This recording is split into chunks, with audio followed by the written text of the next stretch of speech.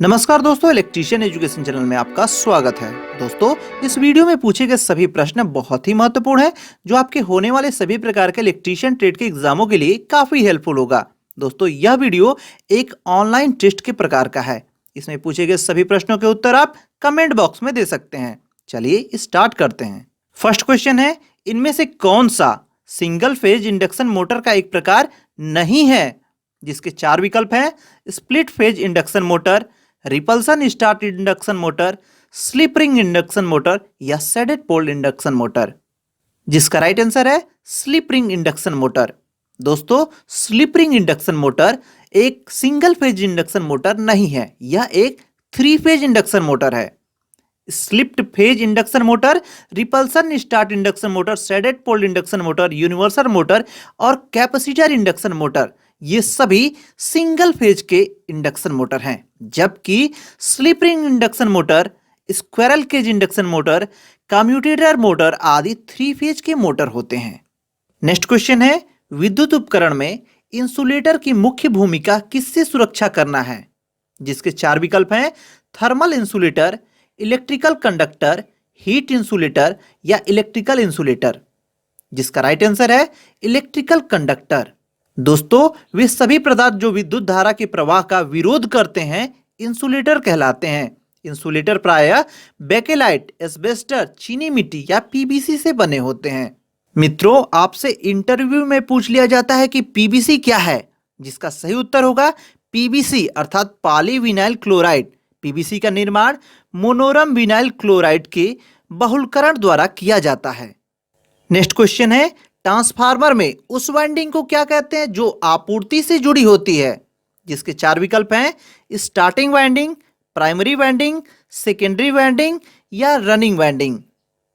जिसका right answer होगा primary winding. दोस्तों, ट्रांसफार्मर में सामान्यतः 2 वाइंडिंग होती है। पहला प्राइमरी वाइंडिंग, प्राइमरी वाइंडिंग या मेन सप्लाई से जुड़ी होती है, और दूसरा सेकेंडरी वाइंडिंग। यह वाइंडिंग आउटपुट के रूप में काम करती है, जो कि लोड से सीधे जुड़ी होती है।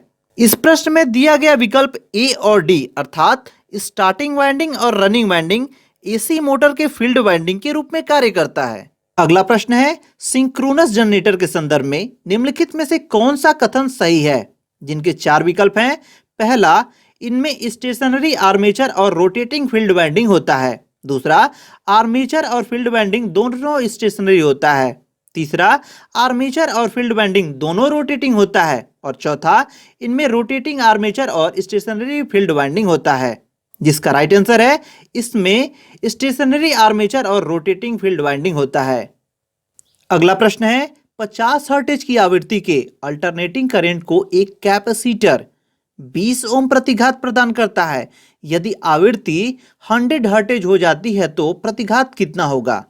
जिनके चार विकल्प दिए गए हैं: 50 ओम, 15 ओम, 5 ओम या 10 ओम। जिसका राइट आंसर होगा 10 ओम। दोस्तों, इस प्रश्न को हल करने के लिए बहुत ही आसान ट्रिक है। यहां पर आप ट्रिक देख सकते हैं। F1 गुणे XC1 इजकल टू F2 गुणे XC2। यहां पर F का अर्थ है आवृत्ति अर्थात फ्रीक्वेंसी से, और कैपेसिटिव रिएक्टेंस अर्थात XC जिसे ओम से व्यक्त करते हैं। इस फार्मूले पे हम जब अपने वैल्यू को रख देंगे तो सही उत्तर 10 ओम आएगा। नेक्स्ट क्वेश्चन है, निम्नलिखित में से कौन सा डिवाइस स्विच और सुरक्षात्मक डिवाइस के रूप में प्रयुक्त किया जाता है? जिनके चार विकल्प हैं: intermediate switch, miniature circuit breaker अर्थात MCB, triple pole iron clad switch या फ्यूज। जिसका राइट आंसर है मिनिएचर सर्किट ब्रेकर अर्थात MCB। दोस्तों, यहां पर option number A intermediate switch और option number C triple pole iron clad switch दोनों ही एक स्विच हैं, और फ्यूज एक सुरक्षात्मक डिवाइस है। जबकि मिनिएचर सर्किट ब्रेकर अर्थात MCB ये स्विच के रूप में भी इसका प्रयोग होता है और सुरक्षात्मक डिवाइस के रूप में भी इसका प्रयोग होता है। इसलिए इस प्रश्न का सही विकल्प ऑप्शन नंबर बी अर्थात मिनिएचर सर्किट ब्रेकर होगा। अगला प्रश्न है, एक डिवाइस जो निश्चित अर्थात फिक्स डीसी वोल्टेज को परिवर्तनीय वोल्टेज वेरिएबल वोल्टेज अर्थात AC में परिवर्तित कर देता है, उसे क्या कहा जाता है? जिनके चार विकल्प हैं: साइक्लो कन्वर्टर, चॉपर, इन्वर्टर या रेक्टिफायर? जिसका राइट आंसर होगा इन्वर्टर। नेक्स्ट क्वेश्चन है, किस प्रकार के सर्किट ब्रेकर में कंप्रेस्ड एयर प्रयुक्त की जाती है? जिनके चार विकल्प हैं, oil circuit breaker, vacuum circuit breaker, अर्थ लीकेज सर्किट ब्रेकर या एयर ब्लास्ट सर्किट ब्रेकर? जिसका राइट आंसर होगा एयर ब्लास्ट सर्किट ब्रेकर। दोस्तों, 11 केवी से अधिक वोल्टेज की लाइन को ऑन तथा ऑफ करने के लिए हम प्रायः एयर ब्लास्ट सर्किट ब्रेकर का प्रयोग करते हैं। यह सर्किट ब्रेकर ऑन ऑफ होने पर विस्फोट की ध्वनि उत्पन्न करता है, इसलिए इसे एयर ब्लास्ट सर्किट ब्रेकर कहते हैं, अर्थात ABCB। यह 3 प्रकार का होता है, axial blast circuit breaker, radial blast circuit breaker और cross blast circuit breaker. Next question है, 1000 वाट 220 वोल्ट इलेक्ट्रिक हीटर का प्रतिरोध कितना होगा? जिसके ऑप्शन है 40.2 ओम, 43.6 ओम, 48.4 ओम या 35.5 ओम? जिसका राइट आंसर होगा 48.4 ओम। दोस्तों, यह प्रश्न बहुत ही महत्वपूर्ण है। यह प्रश्न आपसे इंटरव्यू में पूछा जा सकता है। चलिए हम इसे हल करके देख लेते हैं। यहाँ पर आपको वाट दिया गया है जो कि 1000 वाट है, वोल्टेज है 220 वोल्ट, प्रतिरोध पूछ रहा है। यहाँ पर हम दिए गए सभी फार्मूले को याद कर लेंगे। हम इस प्रश्न को इस फार्मूले से हल करेंगे। हम यहाँ इस फार्मूले में अपने वैल्यू को रख देंगे। यहाँ पर R अर्थात प्रतिरोध बराबर 220 का स्क्वायर बटे 1000। इसको हम हल कर लेंगे तो हमारा सही उत्तर 48.4 ओम आएगा, जो कि हमारे प्रश्न का सही विकल्प ऑप्शन नंबर सी है, 48.4 ओम। नेक्स्ट क्वेश्चन है, 75 मेगावाट थर्मल पावर प्लांट की तापीय दक्षता 35% है और इसकी विद्युतीय दक्षता 80% है। प्लांट की कुल दक्षता का पता लगाएं। जिनके चार विकल्प हैं, 28%, 35%, 80% या 58.5%? जिसका राइट आंसर होगा 28%। अगला प्रश्न है, एक सर्किट ब्रेकर क्या है? जिसके ऑप्शन है power factor correcting device, transient के प्रभाव को न्यूट्रलाइज करने वाला डिवाइस, करंट इंटरप्टेड डिवाइस या वार्म फैक्टर करेक्टिंग डिवाइस? जिसका राइट आंसर होगा करंट इंटरप्टेड डिवाइस, अर्थात ऑप्शन नंबर सी। मित्रों, विद्युत वितरण सब स्टेशन, ग्रिड स्टेशन, विद्युत उत्पादन केंद्रों आदि में उच्च एम्पियर मान की विद्युत धारा को ऑन तथा ऑफ करने के लिए हम सर्किट ब्रेकर का उपयोग करते हैं। पिछले प्रश्नों में मैंने आपको सभी प्रकार के सर्किट ब्रेकर के बारे में बताया है। अगला प्रश्न है, थर्मल पावर प्लांट में डिएरेटर का उपयोग क्यों किया जाता है? जिनके चार विकल्प हैं, पहला फीड वाटर से ऑक्सीजन निकालने के लिए, फीड वाटर में ऑक्सीजन बनाए रखने के लिए, फीड वाटर में प्रीहीटिंग के लिए, फीड वाटर को संघनित करने के लिए? जिसका राइट आंसर है फीड वाटर से ऑक्सीजन निकालने के लिए। अगला प्रश्न है, एक इंडक्शन मोटर में ग्रॉस आउटपुट पावर कितनी होगी? जिनके चार विकल्प हैं, सही उत्तर को पहचानना है। जिसका राइट आंसर होगा रोटर पावर की 1 - स्लिप गुना।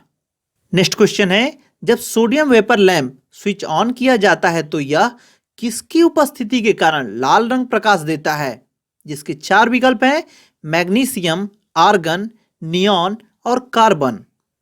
जिसका सही उत्तर होगा नियॉन। दोस्तों, यहां पर आप सोडियम वेपर लैंप का डायग्राम देख रहे हैं।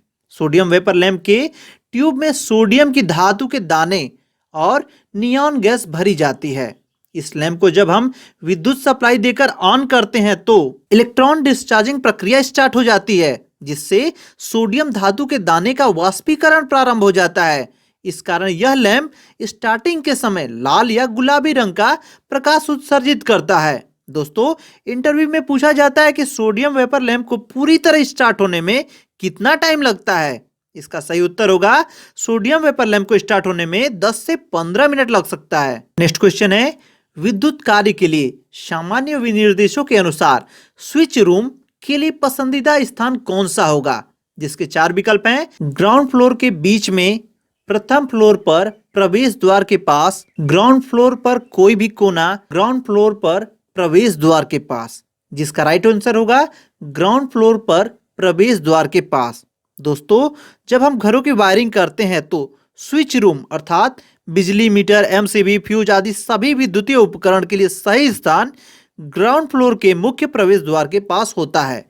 नेक्स्ट क्वेश्चन है 50 हर्ट्ज पर कार्यरत 4 पोल वाले एक हाइड्रो पावर प्लांट के रोटर की गति कितनी होगी? जिसके विकल्प हैं 3000 आरपीएम, 1800 आरपीएम, 1200 आरपीएम या 1500 आरपीएम। जिसका राइट आंसर होगा 1500 आरपीएम। दोस्तों, हाइड्रो पावर प्लांट में कार्यरत अल्टरनेटर के रोटर की गति ज्ञात करने के लिए हम इस फार्मूले का प्रयोग करेंगे। यहां पर आप देख सकते हैं NS इजकल टू 120 गुणे F by P।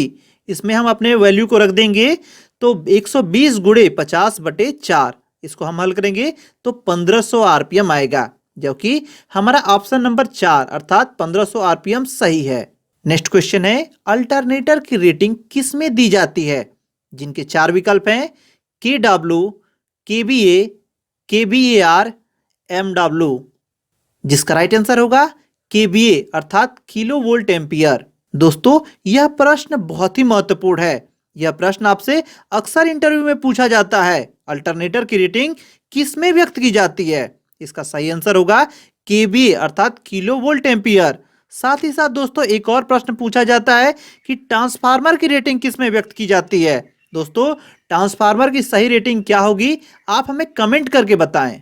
Next question है स्टार डेल्टा स्टार्टर विधि में प्रत्येक फेज वाइंडिंग में वोल्टेज किसके बराबर होती है? जिसके 4 विकल्प हैं।